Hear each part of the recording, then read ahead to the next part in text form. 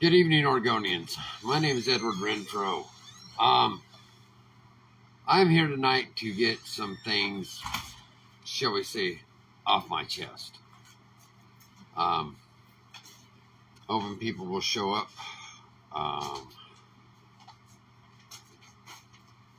Trying to share this out real quick.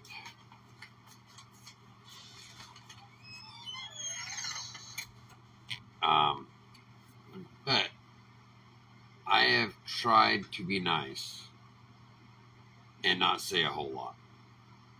I was hoping people would show up real quick and we could get this started. I want to thank everybody for showing up at last minute. Sorry, I'm not dressed for live, but it was brought to my attention by the Constitution Party's nominee for governor candidate, Donna Smith. And yes, she is still the Constitution Party's nominee. That has not changed. That will not change, to let folks know. If somebody can share this to Donna, she wanted to be here and watch it through her phone. Send it by text message or whatever messenger she's on at this point in time. I'm not sure, but I was supposed to share it with her, and if I go to text message, it shuts us off. And if somebody can share this to Paul Romero, I would like him to come in here. I'll invite him on camera so we can get down to brass tacks tonight.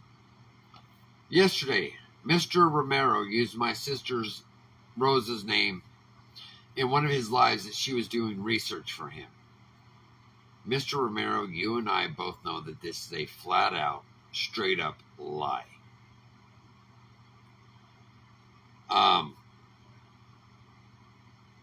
She is on the same page with me. And I'm gonna spell this out right here for the world to hear. So Mr. Romero opened up his Facebook page for governor March of 2021. He opened up his governor website, campaign for governor website, in November of 2020, right after the elections in 2020. Mr. Romero and I do have a text message of this, and it's all going to be put together nice and very clear. Mr. Romero started taking donations in June of 2021. Paul, remember, me and you both have this text message. I have it. I have screenshots of it. By Oregon law, once you take a donation, you have 3 days to register your campaign with the Oregon Secretary of State. Paul Romero did not register his campaign until April of 2022. So, Mr. Romero, you sit here and talk about everybody else breaking laws. But actually, sir, you're the one doing it and claiming everybody else is doing it. If somebody can invite Donna Smith in here, I would appreciate it very much. She's trying to message me, and unfortunately, if I go to text message, it will shut this off. Not sure how to split the screens yet. I'm still learning my phone. I am tired of people being blamed for breaking the law when it's not us. You keep telling me, and I do have picture evidence of this, I have messages of this, that I'm breaking laws. But you couldn't tell me which ones. I'm tired of being accused. I'm tired of the Constitution Party being accused.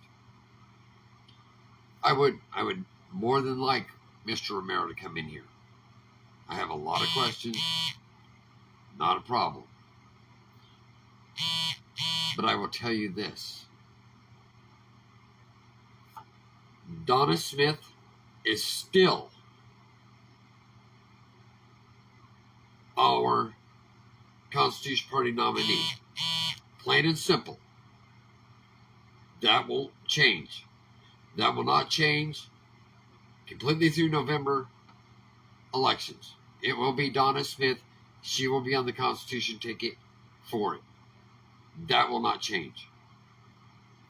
Mr. Romero will not be on the Constitution Party ticket. Now, yesterday, she's watching. I don't know if Jane Brown wants to be on her. Otherwise, her name is known as Rosa. She is my sister. I'll bring her on camera if she wants to. It's up to her. She was brought up yesterday by Mr. Romero for working with his campaign and doing research. She's here. Everybody, I hope can see that. Thank you, Ashley. I appreciate it. And no, he is not blocked. I haven't blocked anybody from my sites. Period. I will tell you this, and Jane Brown herself can tell you this. She is not working with any political candidate this year. Period. I bounced stuff off of her. I bounced stuff off my mom, Dolores Dixon. I bounced stuff off my dad, Edward Renfro. I bounced stuff off Laura Barker. I bounced stuff off Angie Hyatt. I bounced stuff off Angie Vandenboss. I bounced stuff off Roger. I bounced stuff off everybody. Because here's the thing.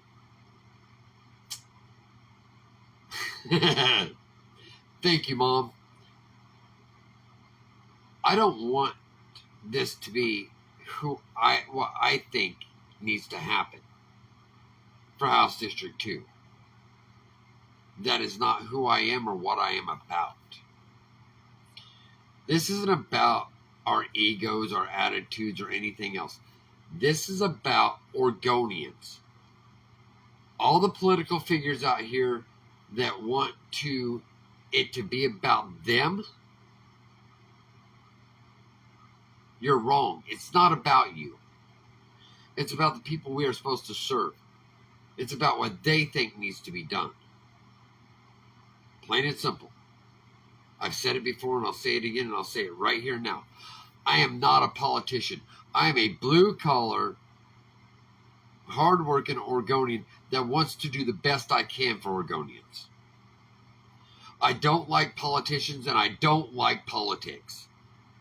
This crud going on right now, all this political back and forth, backstabbing, trying to get the other buried, this is not the politics Oregon needs.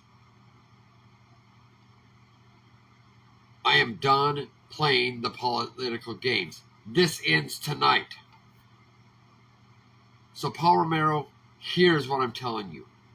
We all know my sister's not working with you or for you. She stands where I do. You started taking donations June of 2021. By Oregon law, you have to register within 3 days of that first donation. You did not register your campaign with the Oregon Secretary of State until April 2022. 10 months later. 10 months later. That's not 3 days. That is breaking Oregon's laws. You haven't filed any of your financials in over a year. You told me, and I do have it messaging. I will be putting it. If it doesn't allow me to put it in this, I'll put it in another thing.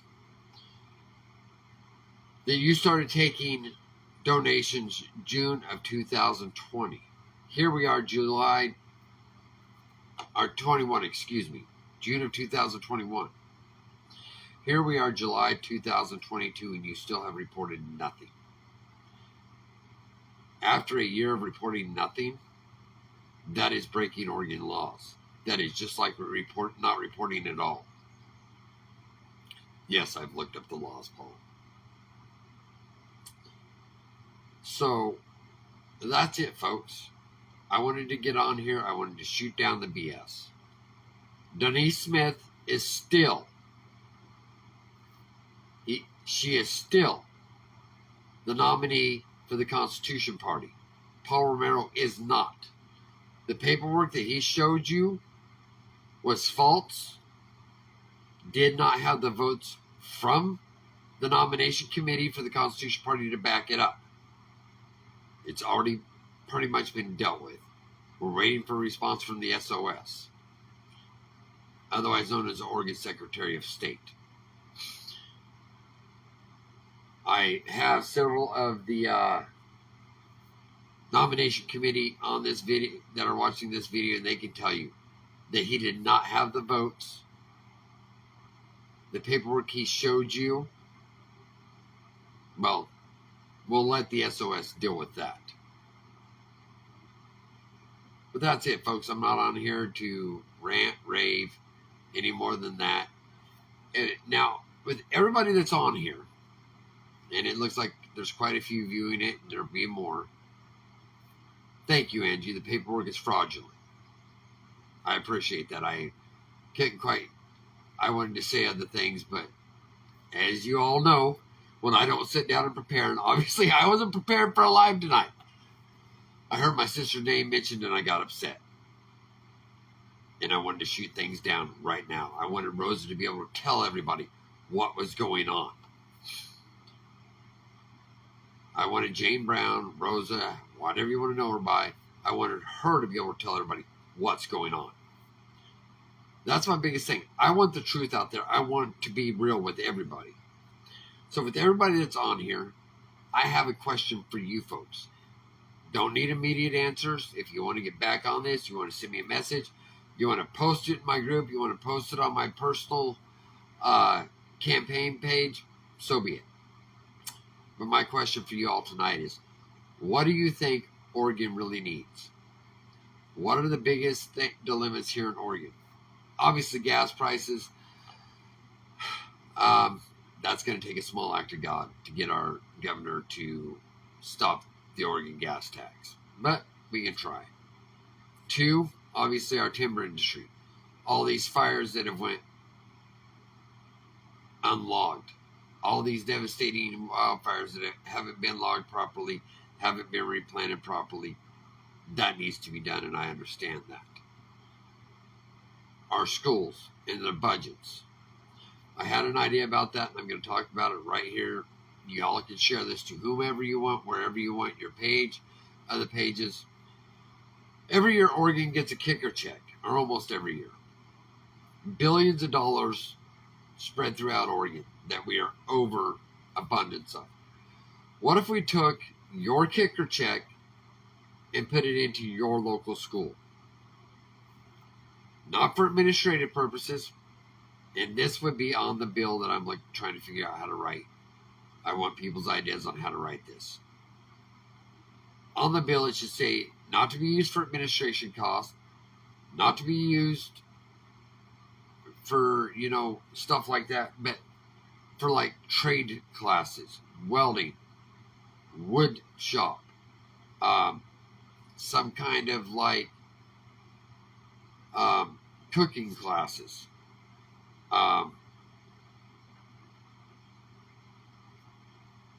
Yeah. You guys can read Angie's. On the back of the paperwork, it says, under the penalty of perjury. I swear the information is true. Him and Lucian both know that he is not the official nominee.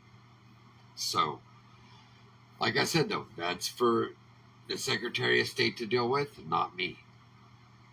But my idea was your kicker check goes to your local school district, your local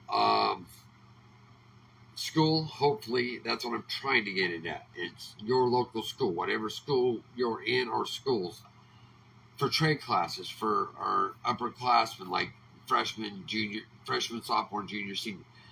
Put these kids out here with knowledge to go into a trade without having to rack up hundreds of thousands of dollars worth of college. So there's their schools. The other thing is nurses, doctors. The Constitution guarantees us freedom of medical, everything like that. And the reason that Roe versus Wade was shot down was due to the fact that our Supreme Court said that any medical professionals and stuff still had to have this supposed vaccine. Now, I've had the vaccine. I got sick. I got the Delta variant. So did my mom, my dad, 3 of my kids, my ex-wife. We were all supposedly vaccinated. We won't get into that. We will believe as we believe, but we were supposed to have medical choice of freedom, and these doctors and nurses did not. I think it's about time this whole medical field has to have it, needs to stop. Teachers needing to have it needs to stop. These people need to be brought back to work to where we don't have 4, 6, 8, 10-hour waits in waiting rooms, where people can be treated properly for medical purposes. We all know what's happening. We all know what happened to cause this. It needs to stop. So, as that goes along, that's those things. I realize the housing is a big problem here in Oregon. And it's something that I alone can't work on, but I will push. So if there's anything else or any other way to say things that I have said to you folks that you would like said, things that you think need to be looked at and dealt with, let me know. As I said, this isn't about me. Yes, I'm running for an elected office, but I'm not a politician. That's what they're not going to like in Salem. I'm not a politician. I am a blue-collared, hard-working Oregonian that wants to do right by Oregonians. And I know House District 2 isn't much, but it's a start. It's a place to get my foot in the door, see what it's like up there, report back to you folks.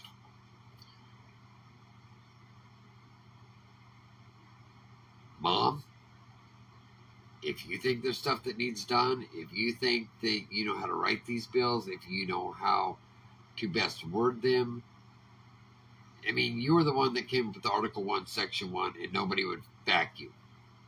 If anybody doesn't know, Dolores Dixon is my mother. My mom tried to get Article 1, Section 1 signed and delivered to Kate Brown to get her kicked out of office, and nobody would back her. Nobody would sign it. They said they wanted it done, but they wouldn't actually do it. Oh, sorry. The truth comes out. That's what I want to see. So if there's anything you folks think needs to be done here in Oregon that I can help tackle, let me know. As I said, and I will say it again, this is not about me. I am just a voice for Oregonians. How do you want to see things dealt with? How do you want it tackled? That's why I'm here. It's pretty plain and simple. You folks, this state, mean the world to me. I was born in Oregon. I've been raised in Oregon my whole life. You know as well as I do. In the late 70s and 80s and 90s when I grew up, a lot was different. We had all the budget we could ever need for school due to the logging industry and the mill industry. We had trucks. We had people working. Ashley Hicks. I love it. And I think our sex registry needs to be updated for more than just Angie Hyatt, freedom fighter. Hi, sweetheart. I will get this put on YouTube later. Let you share it everywhere. You might like this when it's done. The law state, it shall be clear language. But I wanted to get on here after today, and I don't want to keep saying this, but after hearing my sister's name used by Paul Romero, that she was doing stuff. Yeah. As that goes along, if you folks can think of anything I need to hear, things that need to be tackled, let me know. I obviously have a great group of people. Oh, Ashley Hicks, I was on this. Get the sex offender registry updated and open to the public for review. I think that the sex offender registry should be even deeper than it is. The only thing that we can see or you can look up is level 3 offenders. I think it needs to cover more than level 3. If it has anything to do with a child, period.